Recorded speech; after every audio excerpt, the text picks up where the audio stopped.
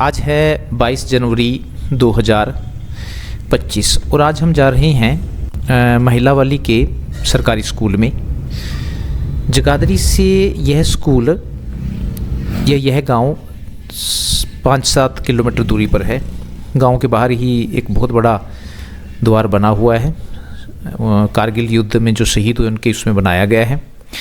एक ख़ास बात और है कि अब गांव में ये बोर्ड बड़े देखने को मिलते हैं। मेरा गांव मेरी शान, आई लव महिलावाली। लगभग हर गांव में ये बोर्ड लगाए गए हैं, जिससे गांव और रात को ये चमकते भी हैं। जब जलते हैं तो बड़े सुंदर लगते हैं। गांव में ही के बीच में ही गुरुद्वारा बना हुआ है। सिख समाज के लोग काफ़ी सारे रहते हैं यहाँ पर, इसलिए उन्होंने अपनी श्रद्धा को दिखाने के लिए गुरुद्वारा बनाया हुआ है। और इसी गांव में है जो स्कूल जिसका नाम है government senior secondary school Mahilawali. Jagadhri block का ये स्कूल है। ज़्यादा बच्चे नहीं हैं, थोड़े ही हैं। और यहीं पर हमारा युवा संसद का जो है प्रोग्राम होना है, जो आज मैं देखने के लिए एज ए ऑब्जर्वर देखने के लिए यहाँ पर आया हुआ हूँ। ठीक है, गांव बड़ा है और यहीं पर हमें मैडम मिले पॉलिटिकल साइंस के, अंजू मैडम जी। इन्हीं की देखरेख में ये प्रोग्राम होना है और यहीं पर ये 2022 से राजनीतिक विज्ञान के पद पर कार्यरत हैं। ये उस समय है जब अभी प्रोग्राम होना है। तो एक तरफ अध्यक्ष के सत्ता पक्ष के लोग बैठे होते हैं और एक तरफ विपक्ष के लोग बैठे होते हैं। तो ये इसी से युवा संसद इसको कहा जाता है। चलिए देखते हैं क्या है ये प्रोग्राम। माननीय अध्यक्ष महोदय,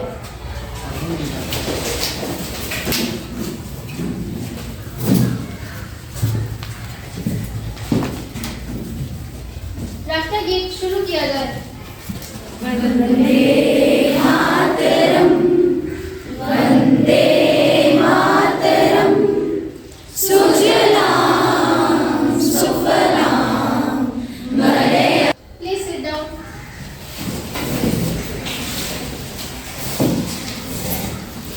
मैं सभी सभासदों व बाहर से आए हुए मेहमानों का सदन में पधारने पर हार्दिक स्वागत करती हूँ तथा आज की कार्रवाई करने की घोषणा करती हूँ। मासजी जी, निफाजी सांसदों को शपथ ग्रहण कराई जाए। जी अध्यक्ष महोदय, मैं अम्बाला क्षेत्र से सांसद नवनिर्वाचित सांसद वंशिका जी को शपथ ग्रहण करने के लिए आमंत्रित करती हूँ। महोदय, आप शपथ ग्रहण करेंगे या प्रतिज्ञा करेंगे? मैं शपथ ग्रहण करूंगी। आप किस भाषा में शपथ ग्रहण करेंगे? मैं इंग्लिश भाषा में शपथ ग्रहण करूंगी।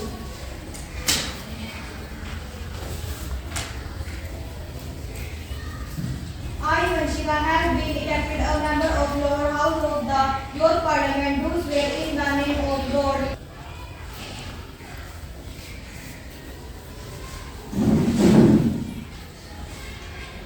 Congratulations.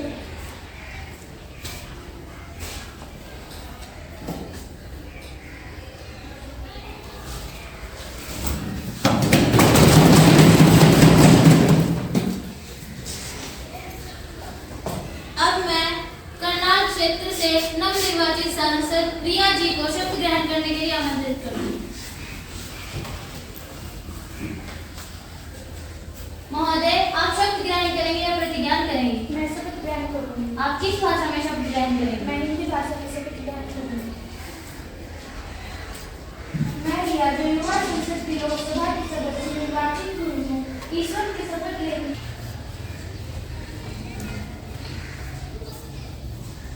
Congratulations.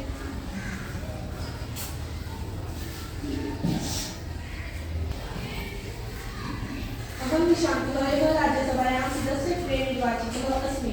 ईश्वरस्य नाम्ना शपथे यतः अहं विधिना स्थापितः भारतस्य संविधानप्रति सत्यां श्रद्धां निष्ठां च धर्मपक्षं तथा भारतस्य प्रभुताम् अखण्डतां च अक्षुणां रक्षिणां तथा भारत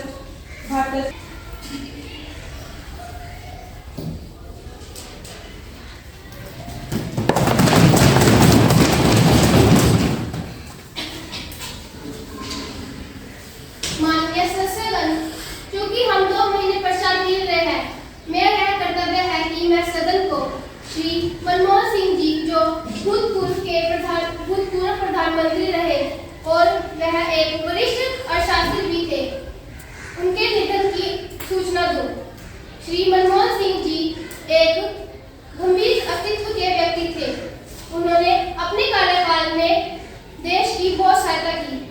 भारत को सन 1992 के आर्थिक संकट में बड़ी सूझबूझ व अर्थव्यवस्था को संभाला। उनका निधन 92 वर्ष की आयु में 26 दिसंबर 2024 को हुआ। मैं उनके निधन पर गहरी संवेदना प्रकट करती हूँ। अध्यक्ष महोदय, श्री मनमोहन सिंह जी एक मंत्री के साथ साथ एक संस्था के कार्यभारी भी थे। ये स्पष्टवादी वक्ता, समाजवादी विचारधारा, मधुरभाषी, सबके हर दिल अजीज तथा सर्वश्रेष्ठ सांसद थे। उन्होंने भारत की विदेश नीति की बागडोर भी संभाली तथा भारत को आर्थिक संकट से भी उबारा। मैं व्यक्तिगत रूप से उनके निधन पर दुखी हूँ। अध्यक्ष जी, मैं आप एवं सदन के नेता द्वारा दी गई श्रद्धांजलि में शामिल होते हुए कहती हूँ कि श्री मनमोहन सिंह एक प्रखर प्रवक्ता, दृढ़ इच्छा की शक्ति की राह पर चलने वाले एक कर्मठ, नेक दिल और राष्ट्रभक्त नेता थे। भारत मैं पूरे समूचे पक्ष की ओर से श्रद्धांजलि अर्पित करती हूँ। अब सभी सदस्यगण 2 मिनट का मौन धारण करेंगे।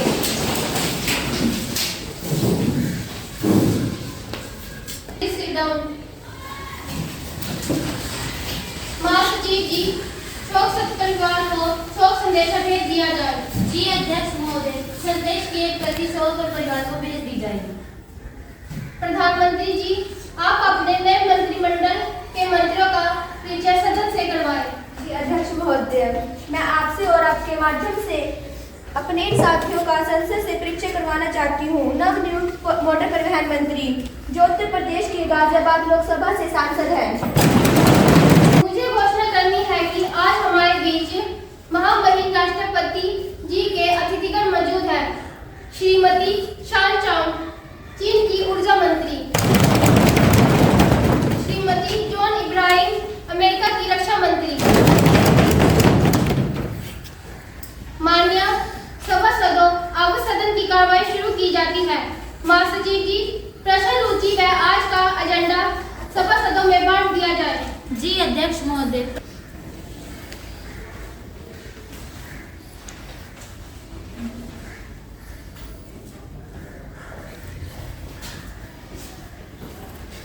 प्रश्न संख्या 101। अध्यक्ष महोदय, मैं आपके माध्यम से महिला एवं बाल विकास मंत्री जी से पूछना चाहती हूँ कि माननीय प्रधानमंत्री ने देश की बेटियों के उत्थान के लिए बेटी बचाओ बेटी पढ़ाओ का नारा दिया था। आज बेटियों व महिलाओं पर होने वाले अत्याचारों के आंकड़े चौंकाने वाले हैं। नेशनल क्राइम ब्यूरो की रिपोर्ट के अनुसार देश में औसतन 107 महिलाएं प्रतिदिन रेप का शिकार हो रही है। इसमें भी 12 वर्ष से कम उम्र की बच्चियों के साथ यौन शोषण की घटनाएं अधिक घटी हैं। दिल्ली, कठुआ, शिमला, कलकत्ता जैसे बड़े शहरों के बाद छोटे कस्बे जैसे हरियाणा के जिलों में भी ये मामले बहुत आम हो गए हैं। सरकार बेटियों की सुरक्षा का ढिंढोरा पीटते नहीं थकती, जो हकीकत से कोसों दूर है। कब तक बेटियां इस तरह परिंदों की हवस का शिकार होती रहेंगी? सरकार पूरी तरह नींद से कब जागेगी? महिला एवं बाल कल्याण मंत्री। माननीय अध्यक्ष महोदय, मैं मेरी विपक्षी साथी को बताना चाहती हूँ, निष्क्रियता के जो आरोप सरकार पर लगाए जा रहे हैं वे पूरी तरह बेबुनियाद है। हमारी सरकार के आने से पहले दिल्ली में निर्भया कांड जैसी घटनाएं घटित हो चुकी थी। हमारी सरकार बेटियों को लेकर चिंतित है। उनको सुरक्षा मुहैया कराने के लिए दुर्गा शक्ति ऐप लॉन्च की गई है, जिसमें तुरंत पीड़ित को सहायता मिलती है। अध्यक्ष महोदय, मैं यह भी बताना चाहती हूँ, वर्ष जुलाई तक दुष्कर्म व छेड़छाड़ 24,200 मामलों में दर्ज की जा चुकी है। 11,981 मामले में जांच चल रही है। माननीय अध्यक्ष महोदय, मंत्री जी द्वारा प्रस्तुत आंकड़े न केवल सदन को भ्रमित करने वाले हैं बल्कि हास्यास्पद भी है। पिछले 4 वर्ष में यौन शोषण व दुष्कर्म की जो घटनाएं घटी हैं, उनमें से 4 जुलाई को घटित शिमला की घटना तथा कठुआ रेप केस की गुड़िया की मौत पर सांसद का यह कहना है कि देश में रेप की 1-2 घटनाएं तो घट जाती है, बात का बतंगड़ न बनाए। महोदय, मंत्री बात करते हैं, इन्हीं के विधायक पर दुष्कर्म कांड का न केवल आरोप लगा है, बल्कि दुष्कर्म पीड़ित ग्रस्त परिवार को मरवाने के लिए ट्रक से कार को दुर्घटनाग्रस्त करवा दिया जाता है। हरियाणवी में एक कहावत है, जब बाढ़ ही खेत को खाने लगे तो बचेगा क्या। यहाँ तो रक्षक ही भक्षक बन बैठे हैं। मेरे सम्मानित साथी द्वारा बेटियों की सुरक्षा में सरकार पर जो कोताही बरतने के आरोप लगाए हैं वे सरासर गलत है। हमने बेटियों की सुरक्षा व महिला सशस्त्रीकरण के लिए प्रभावी कदम उठाए हैं। हमारी सरकार ने हरियाणा में बेटियों को सुरक्षा शिक्षा प्रदान करने के लिए परिवहन की सुविधा दी है। प्रश्न संख्या 102। माननीय अध्यक्ष महोदय, कर्मचारी किसी देश की रीढ़ की हड्डी होते हैं। कर्मचारी ही किसी देश की व्यवस्था को दुरुस्त रखते हैं। न्यू पेंशन स्कीम कर्मचारियों के भविष्य पर कुठाराघात है। 58 वर्ष तक देश की सेवा करने के बाद भी क्या सरकार 58 वर्ष तक देश की सेवा करने के बाद पेंशन के रूप में 750 रुपये से 2500 रुपये तक मासिक पेंशन है। यहाँ तक कि देश की सीमाओं की रक्षा करने वाले अर्धसैनिक भी इसी स्कीम के तहत आते हैं। पूरा जीवन देश की सेवा में लगाने के बाद भी क्या सरकार पूरा जीवन उनके बुढ़ापे के साथ इस प्रकार का खिलवाड़ करेगी? वित्त मंत्री जी, माननीय अध्यक्ष महोदय, मैं अपने विपक्षी साथी को अवगत करवाना चाहूँगी कि पेंशन योजना पिछली सरकार द्वारा लागू की गई थी। कर्मचारियों के संगठनों के विरोध के स्वर हाल के 2 वर्षों में देखने को मिले हैं। सरकार कर्मचारियों के हितों की चिंता करती है। अध्यक्ष महोदय, मंत्री जी द्वारा पेश किए गए आंकड़े मात्र एक लिपक होती है। गत वर्ष में जितने भी कर्मचारी रिटायर हुए हैं उनकी पेंशन राशि मात्र 1250 रुपये तक बनी है। क्या स्थिति में कोई व्यक्ति 2 वक्त की रोटी तथा आकस्मिक बीमारियों का खर्च वहन कर पाएगा? माननीय अध्यक्ष जी, मेरे सम्मानित साथी द्वारा पेंशनधारी कर्मचारियों की जो चिंता जाहिर की है उसके संबंध में मैं बता देना चाहती हूँ कि टीयर में लगा पूरा पैसा पूरी तरह से सुरक्षित है। गत दिनों मंत्री समूह में इस विषय पर विचार विमर्श किया गया था।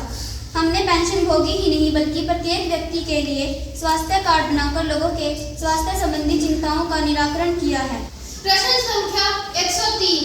अध्यक्ष महोदय, मैं संसद के माध्यम से हमारे देश में बढ़ रही ड्रग्स तस्करी की समस्या को उजागर करना चाहती हूँ।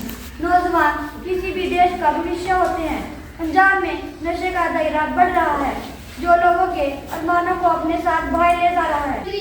अध्यक्ष महोदय, मैं सम्मानित सांसद को बताना चाहूंगी कि सरकार नशा तस्करी और गैर जमानती अपराध बनाने के लिए कानून लेकर आएगी। यह समस्या केवल पंजाब ही नहीं बल्कि अंतर्राष्ट्रीय सीमा सभी राज्यों की है। कल ही दिल्ली में नाइजीरिया के विद्यार्थी को स्मैक के साथ पकड़ा गया। नशा तस्करों को गिरफ्तार कर सलाखों के पीछे पहुंचाया गया। सीमावर्ती राज्यों का ज्वाइंट वर्किंग ग्रुप बनाकर तस्करी के मकर जाल को तोड़ा जाएगा। माननीय अध्यक्ष जी, ड्रग्स तस्करी एवं नशे की लत एक सामान्य विषय नहीं है। युवा राष्ट्र की शक्ति है। आज का युवा व्यसन नशे की ग्रस्त में जा रहा है। पूरा विपक्ष मंत्री जी की बात से संतुष्ट नहीं है। इस राष्ट्रव्यापी समस्या पर प्रधानमंत्री जी अपनी सरकार को स्पष्ट करें कि वह नशा रोकने के लिए क्या कदम उठा रही है। प्रधानमंत्री जी। माननीय अध्यक्ष जी, मेरे विपक्षी द्वारा युवाओं में बढ़ती नशे की लत को जो लेकर चिंता व्यक्त की है वह काबिल तारीफ है। हमने नशे की प्रकृति व ड्रग्स तस्करी रोकने के लिए अनेक कदम उठाए हैं। आदरणीय सभासदों, अब प्रश्नकाल समाप्त होता है और शून्यकाल आरंभ होता है। अध्यक्ष महोदय, क्या खाद्य मंत्री इस तथ्य से अवगत हैं कि प्याज के मूल्य में बेतहाशा वृद्धि हो रही है तथा प्याज के मूल्य में 80-90 रुपये प्रति किलो तक पहुंच गया है? खाद्य कृषि मंत्री। महंगाई को देखकर दुखमय सकल समाज, निर्बल जन जीना कठिन। कैसे सादे कार्ड, कहाँ से लाए राशन, महंगी बई प्याज, पकेगा कैसे सालन। अध्यक्ष महोदय जी, प्याज की हो रही मूल्य मूल्य वृद्धि की जानकारी सरकार को है। प्याज की कीमतों पर नियंत्रण के लिए सरकार कई प्रकार के उपाय कर रही है। माननीय महोदय, मैं आपके माध्यम से संसद का ध्यान हाल ही में देश में घटित किसानों की आत्महत्या व उनकी दुर्दशा की ओर दिलाना चाहती हूँ। महोदय, भारत गाँव का देश है, इसकी आत्मा गाँव और किसानों में बसती है। कृषि मंत्री जी, माननीय महोदय, देश में इस प्रकार से किसानों की आत्महत्या का बढ़ना चिंता का विषय तो है, लेकिन ऐसा नहीं है कि सरकार किसानों की समस्या का ध्यान ही न रख रही हो। हमारी सरकार द्वारा किसानों की बेहतरी के लिए सतत प्रयास किए गए हैं। राष्ट्रीय किसान आयोग गठन किया गया है। किसानों को मौसम की मार से बचाने के लिए फसल बीमा योजना शुरू की गई है। माननीय सभासदों, शून्यकाल समाप्त होता है तथा अब ध्यानाकर्षण प्रस्ताव पर चर्चा की जाएगी। माननीय अध्यक्ष महोदय जी, जब आज सुबह मैं सदन की कार्रवाई के लिए अपने घर से आ रही थी तो कमानी चौक पर पुलिस ने मेरी गाड़ी को रोक कर रखा, जबकि मेरी गाड़ी पर VIP लेबल भी लगा था और मैंने उन्हें अपना पहचान पत्र भी दिखाया, किंतु यह एक संसद के पद पर अधिकार के पद पर विशेष खनन का मामला है। अध्यक्ष महोदय जी, इसके लिए सरकार को कड़े निर्देश जारी करने चाहिए। अध्यक्ष महोदय, मैं सरकार की तरफ से खेद प्रकट करती हूँ और इनकी शिकायत विशेष अधिकार खनन समिति को आगामी कार्रवाई के लिए भेज दी जाएगी। दोषी पुलिस अधिकारियों को इसके विरुद्ध विभागीय नियमों के अनुसार कार्रवाई की जाएगी। क्या आप गृह मंत्री जी की बात से संतुष्ट हैं? जी महोदय, मैं उनकी बात से संतुष्ट हूँ। आदरणीय सभासदों, अब सभी आवश्यक दस्तावेज सदन के पटल पर रख दिए जाए। महिला एवं बाल विकास समिति की वार्षिक रिपोर्ट सदन के पटल पर रख दी जाए। लोक लेखा समिति की वार्षिक रिपोर्ट सदन के पटल पर रख दी जाए।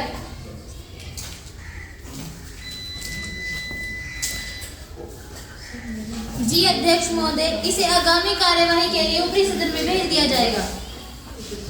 अब सदन में परिवहन कार्य संबंधी कार्य शुरू होता है। मान्यवर, मैं मोटर यान संशोधन विधेयक 2024 को पुनः स्थापित करने की अनुमति चाहती हूँ। अनुमति है। महोदय, मैं विधेयक पुनः स्थापित करती हूँ। अध्यक्ष महोदय, मेरे द्वारा पुनः स्थापित किए जाने वाले विधेयक में कुल 223 धाराएं हैं, जो सभी आवश्यक परिवहन नियमों के प्रावधानों की विस्तार में व्याख्या करती है। महोदय, मैं यह भी बताना चाहूंगी कि नए बिल में ऐसे प्रावधान किए गए हैं कि सड़क दुर्घटना लाइसेंस बनवाने या वाहन रजिस्ट्रेशन करवाने के लिए आधार कार्ड, जरूरी लाइसेंस बनवाने के लिए ऑनलाइन परीक्षा तथा आदिवासी क्षेत्र में ड्राइविंग स्कूल खोले जाने का प्रावधान भी बिल में है। यह का पूर्ण विश्वास है कि इस सदन का प्रत्येक सदस्य, चाहे वह किसी भी दल का हो, इन्हें अपना पूर्ण समर्थन देगा। प्रश्न यह है कि क्या माननीय परिवहन मंत्री जी को परिवहन विधेयक पुनः स्थापित करने की अनुमति दी जाए? हाँ। जो सदस्य इस विधेयक के पक्ष में हैं, कृपया हाँ कहें। हाँ। जो सदस्य इसके विधेयक के विपक्ष में हैं, कृपया ना कहें। हाँ कहने वालों का बहुमत है। हाँ कहने वालों का बहुमत है। अतः परिवहन मंत्री जी को अपना विधेयक पुनः स्थापित करने की अनुमति है। अध्यक्ष